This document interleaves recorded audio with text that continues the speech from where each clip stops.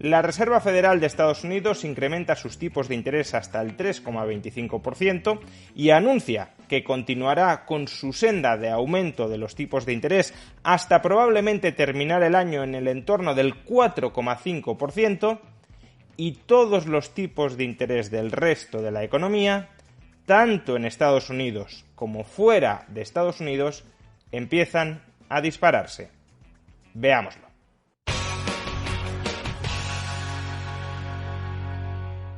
Este pasado miércoles, la Reserva Federal de Estados Unidos no solo incrementó por tercera vez consecutiva sus tipos de interés en 75 puntos básicos, hasta dejarlos en una franja entre el 3% y el 3,25%,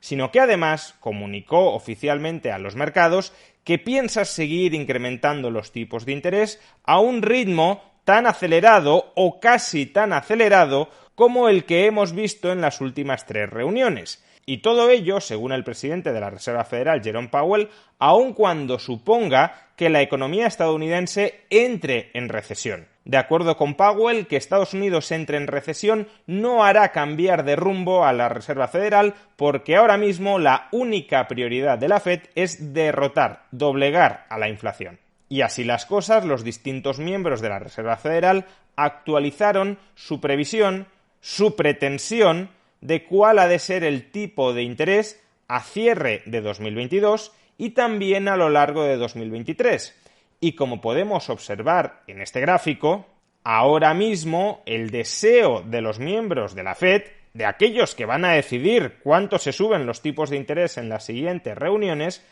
es que estos terminen el año en el entorno del 4,4% y que terminen 2023 en el 4,6%. Por consiguiente, ahora mismo, y según las expectativas, las previsiones, las intenciones de la Fed,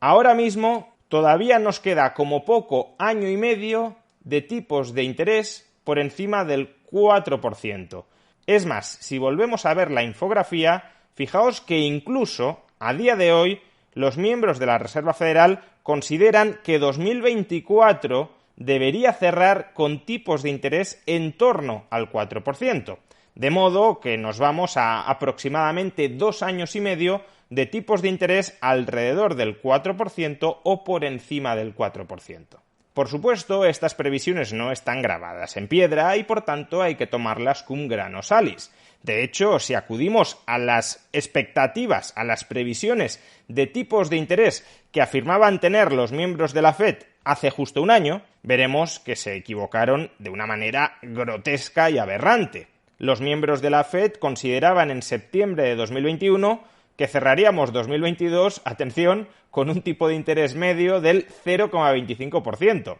y que terminaríamos 2023 con un tipo de interés medio me refiero al promedio de sus expectativas, no al promedio a lo largo del año, del 1%. Bueno, los tipos ya están en el 3,25%, van a cerrar 2022 por encima del 4% y probablemente se mantendrán a lo largo de 2023 en el entorno del 4%, aunque es verdad que es complicado saber qué va a hacer la Fed si la economía estadounidense entra en recesión, aun cuando la inflación no se haya controlado por entero. En cualquier caso, lo que cuenta ahora mismo son las intenciones, los planes que han manifestado ante el mercado los miembros de la Fed. Y es esa senda declarada de futuras subidas de tipos de interés lo que está influyendo de una manera muy contundente en los mercados. En primer lugar, el tipo de interés de la deuda pública estadounidense a 2 años se ubica ya por encima del 4,2%. Lo que es indicativo precisamente de lo que comentábamos antes. Si la Reserva Federal espera mantener alrededor de 2 años los tipos por encima del 4% o al menos en el entorno del 4%, evidentemente un pasivo estatal del gobierno de Estados Unidos a 2 años tendrá que ofrecer un tipo de interés similar a ese para poder ser colocado en los mercados, porque esa deuda compite con el tipo de interés que pueden lograr los bancos estadounidenses a través del sistema de la Reserva Federal. Compite con el tipo de interés de la Reserva Federal. En segundo lugar, el tipo de interés de la deuda pública a 10 años en Estados Unidos ya supera el 3,7%.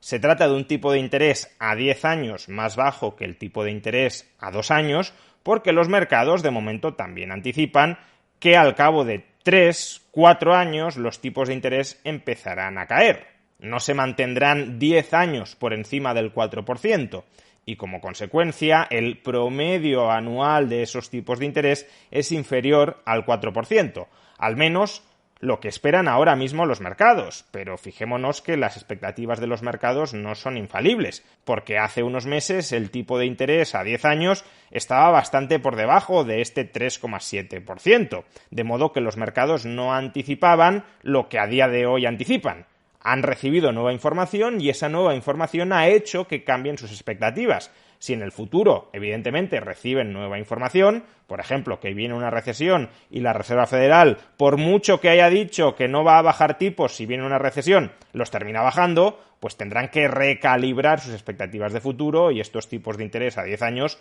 volverán a cambiar. Pero ahora mismo, repito, la expectativa es que el coste financiero necesario para colocar un pasivo a 10 años es del 3,7% cada año. Tanto uno como otro, tanto el tipo de interés a 10 años como sobre todo el tipo de interés a 2 años, se ubican ahora mismo en su nivel más elevado de los últimos 14 años, desde el año 2008. Y no solo es importante fijarse en el nivel en el que se encuentran ahora mismo, sino en lo rápido que han aumentado los tipos de interés durante los últimos meses. Hace apenas un año, hace menos de un año, la expectativa, tanto a 2 años como a 10 años, es que los tipos de interés se mantuvieran en niveles en torno al 1%. Bueno, hoy ya estamos por encima del 4% en el tipo de interés a 2 años y del 3,7% en los tipos de interés a 10 años. Y claro, si la deuda pública, la deuda del gobierno, que supuestamente carece de riesgo de contraparte, porque Estados Unidos no va a efectuar un default, o eso es al menos lo que esperan los mercados. Si la deuda pública, la deuda del gobierno, está cotizando a tipos de interés del 4 o del 3,7% a 10 años, ¿a cuánto cotiza la deuda privada? Incluso la deuda privada con garantías, la deuda hipotecaria. Pues ahora mismo los tipos de interés fijos de las hipotecas a 30 años en Estados Unidos ya superan el 6,3%.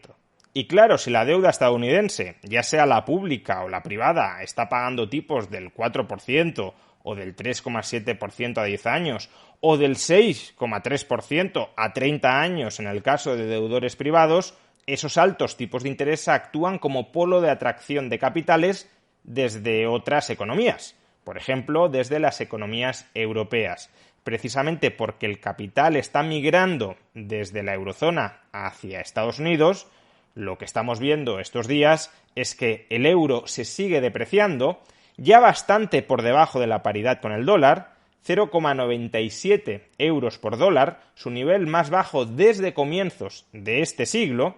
y a su vez también estamos observando, como no, que el coste de financiación de la deuda pública alemana, de la deuda pública española, de la deuda pública italiana o de la deuda pública griega se están disparando, porque esa deuda también compite con la deuda pública estadounidense. Y si Estados Unidos está pagando casi el 4% a 10 años, es muy complicado pensar que el Banco Central Europeo va a conseguir mantener los tipos de interés de la deuda pública europea en el 1% o en el 1,5%. Por eso, la deuda pública alemana ya paga más del 2%, la deuda pública española más del 3%, la deuda pública italiana más del 4% y la deuda pública griega más del 4,5%.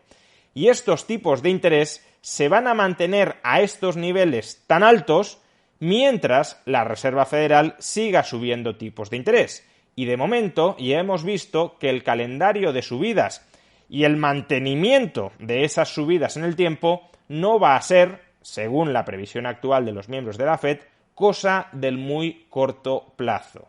Cuando os vuelvan a decir que todo el intervencionismo fiscal y monetario de carácter absolutamente masivo que ejecutó el Estado durante la pandemia salió gratis, que durante la pandemia se demostró que el Estado podía intervenir en las economías de manera muy agresiva sin que se rompiera nada,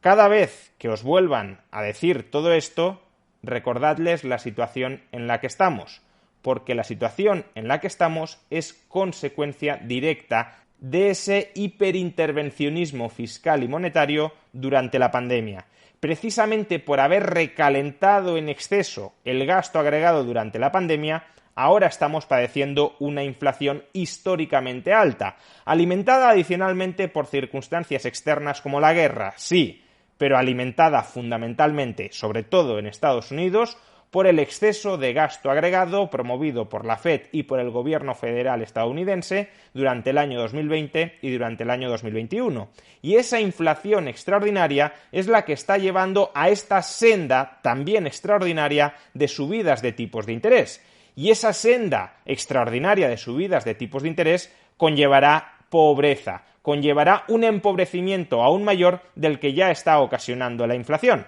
Pero es que no seguir esa senda de subidas de tipos de interés para contrarrestar la inflación, para deshacer los entuertos que hicieron originalmente la Fed y el gobierno federal estadounidense, sería una opción todavía peor.